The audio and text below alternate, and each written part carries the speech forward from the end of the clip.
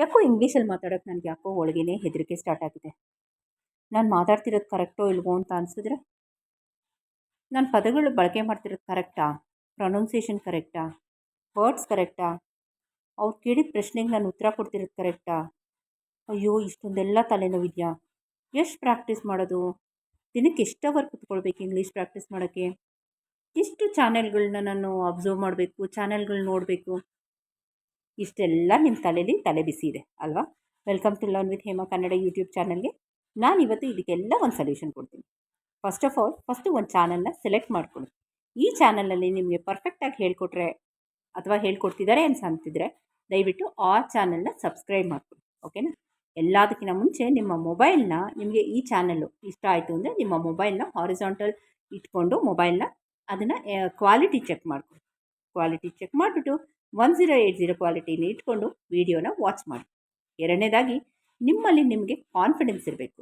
S, ಈ ಚಾನಲ್ನ ನೋಡಿದ್ರೆ ನನಗೆ ಡೆಫಿನೆಟಾಗಿ ನಾನು ಗ್ರೋ ಆಗ್ತೀನಿ ಅಂತ. ಯಾಕೆ ಅಂತ ಹೇಳ್ತೀನಿ ನೋಡಿ. ಇದೇ 9 ತಿಂಗಳ ಕೆಳಗಡೆ ನಾನು ನನ್ನ ಯೂಟ್ಯೂಬಲ್ಲಿ ಒಂದು ಒಳ್ಳೆ ವಿಡಿಯೋ ಅಪ್ಲೋಡ್ ಮಾಡಿದೆ, ಹೌ ಟು ಲರ್ನ್ ಇಂಗ್ಲೀಷ್ ಅಂತ, ಫಾರ್ ದ ಬೇಸಿಕ್ ಅಂತ.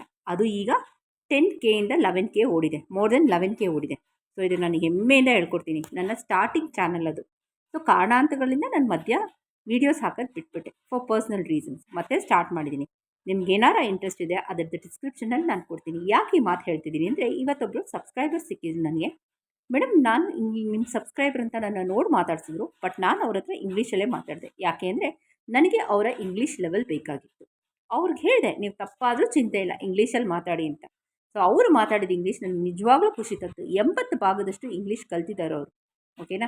Is A retired person, Kannada ಮೇಷ್ಟ್ರು. ನಮ್ಮ ಚಾನಲ್ ನೋಡಿ ಇಂಗ್ಲೀಷ್ ಕಲಿತಿದ್ದಾರೆ.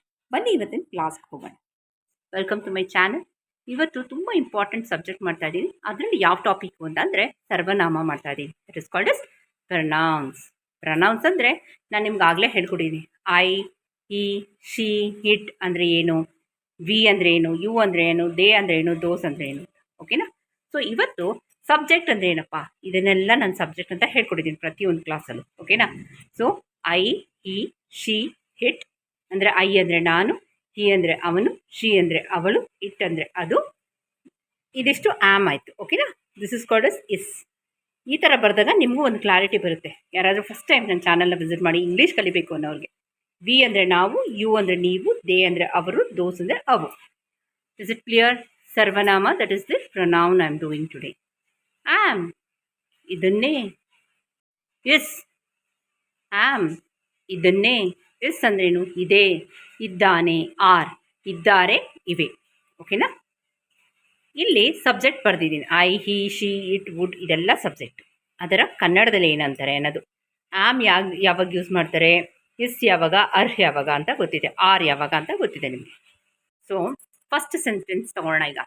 Subject plus am, is, are, ING ತಗೊಂಡಾಗ I am learning, I am learning, I am learning. He is learning. She is learning. It is learning. ನೀವು answers ಹೇಳ್ತಿದ್ದೀರಾ. We are learning, you are learning, they are learning, those are learning. Okay? ಇದರಲ್ಲಿ ನಿಮಗೆ confusion ಇಲ್ಲ, ಇದು ಇಲ್ಲ. ಯಾವುದು ಏನೋ doubt ಇದ್ದರೆ ನನಗೆ ಕಮೆಂಟ್ ಸೆಕ್ಷನ್ ಹಾಕಿ. Next, subject plus am. ಇಲ್ಲಿ ನಮಗೇನು ಬರುತ್ತೆ, ಇಲ್ಲಿ ನಾವು questions, we are asking the questions here. ಇಲ್ಲಿ ನಮಗೆ ಐ ಆಮ್ ಲರ್ನಿಂಗ್, ಇಲ್ಲಿ ಐ ಆಮ್ ಲರ್ನಿಂಗ್, ಇಲ್ಲಿ I am not learning, I am not. Okay? ಇಲ್ಲ I am doing it, here I am not doing it. He is not learning, ಜಾಗ ಇಲ್ಲ ಅಂತ ಎಲ್ಲೆಲ್ಲಿ ಹಾಕಿದ್ದೀನಿ. ಯೂಶಲಿ ಹಿಂಗೆ ಶಾರ್ಟ್ ಫಾರ್ಮ್ ಹಾಕಂಗಿಲ್ಲ. She is not learning, it is not learning, we are not learning, you are not learning, they are not learning, those are not learning. ಓಕೆನಾ? ಇದು ಬಂದ್ಬಿಟ್ಟು the asking the question form. Okay? Am I learning ನಮ್ಮನ್ನೇ ಕೇಳ್ಕೊಳ್ಳೋದು ಅಥವಾ ಬೇರೆಯವ್ರು ನಮ್ಮನ್ನ ಕೇಳೋದು form. Am, is, are plus subject ಬರುತ್ತೆ. ಓಕೆನಾ? ಜೊತೆಗೆ ING ಜಾಯಿನ್ ಮಾಡ್ತೀವಿ ವರ್ಬ್ ಜೊತೆ. Am learning, am I learning, is he learning, is she learning, is it learning, are you learning, are you learning, are we learning, are they learning, are those learning. So ಇದು simple concept ಆದ್ರೂ it is a very useful concept ಅಂತಲೇ ನಾನು ಹೇಳ್ತೀನಿ. ಅಂದರೆ ಸರ್ವನಾಮದ ಬಳಕೆ, how to use pronouns. When you get I ಇದ್ದರೆ ನೀವು ಆಮ್ ಯೂಸ್ ಮಾಡಬೇಕು, ಹಿ, ಶಿ ಇಟ್ಟಿದ್ರೆ ಇಸ್ ಯೂಸ್ ಮಾಡಬೇಕು. Then we you they those ಇದ್ದರೆ ನೀವು ಆರ್ ಯೂಸ್ ಮಾಡಬೇಕು. ಓಕೆನಾ? ಸೊ ಇವತ್ತಿನ ವಿಡಿಯೋ ತುಂಬ ಇಂಟ್ರೆಸ್ಟಿಂಗ್ ಆಗಿ ಬಿಟ್ ಕನ್ಫ್ಯೂಸಿಂಗ್, ಬಟ್ ಕನ್ಫ್ಯೂಸ್ ಮಾಡ್ಕೊಳ್ಳೋಕೆ ಹೋಗ್ಬೇಡಿ. ನಿಮ್ಗೇನಾದ್ರು ಡೌಟ್ ಇದ್ದರೆ ನಂಗೆ ಕಮೆಂಟ್ ಸೆಕ್ಷನ್ ಹಾಕಿ, ನಾನು ಡೆಫಿನೆಟಾಗಿ ನಿಮ್ಗೆ ಎಕ್ಸ್ಪ್ಲೈನ್ ಮಾಡ್ತೀನಿ. ಹೋಗಿ, ಓಕೆನಾ? ಇವತ್ತಿನ ವಿಡಿಯೋ ನಾನು ಇಲ್ಲೇ ಎಂಡ್ ಮಾಡ್ತಾಯಿದ್ದೀನಿ. ನಾನು ಹಿಮ ಹೋಗಬಲ್ಲ. ನಾಳೆ ಇನ್ನೊಂದು ಒಳ್ಳೆ ವಿಡಿಯೋ ಜೊತೆ ನಿಮ್ಮನ್ನು ಮೀಟ್ ಮಾಡ್ತೀನಿ. ಇದ್ರ ಬಗ್ಗೆ ಸ್ವಲ್ಪ ಗಮನ ಕೊಡಿ. ಆಮ್ಗೇನು ಅಕಸ್ಮಾತ್ ನೀವು ಇಂಗ್ಲೀಷ್ ಏನು ಬರೋಲ್ಲ ಇವಾಗ ಕಲಿತಿದ್ದೀರಾ ಅನ್ನೋರಿಗೆ ಆಮಲ್ಲಿ ಕನ್ನಡದಲ್ಲೇನು ಅನುವಾದ ನಮ್ಮ ಮಾತೃಭಾಷೆಯಲ್ಲಿ ಅದನ್ನು ಟ್ರಾನ್ಸ್ಫರ್ ಮಾಡ್ಕೊಂಡಾಗ ಮಾತ್ರ ನಮಗೆ ಇಂಗ್ಲೀಷ್ ಫೌಂಡೇಶನ್ ಸ್ಟ್ರಾಂಗ್ ಆಗುತ್ತೆ. ಓಕೆನಾ?